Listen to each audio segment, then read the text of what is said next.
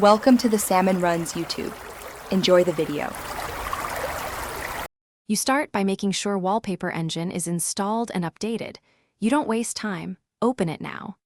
Next, grant overlay and elevated permissions in settings so the app can run above the lock screen. Then subscribe to a workshop wallpaper that explicitly lists lock screen support. You need that capability. Once done, place the downloaded wallpaper into your local library inside Wallpaper Engine so you can edit it. Make sure Windows Focus, Assist, or security policies won't block overlays before continuing. You now create a local copy of that wallpaper so changes won't break the workshop version. Duplicate and open the project editor. In the project settings, explicitly enable the lock screen or background playback option. This is the core step that lets Wallpaper Engine render when the session is locked. Next, trim performance. Set frame rate to 30 or lower, disable audio, and simplify particles so Windows won't terminate the process.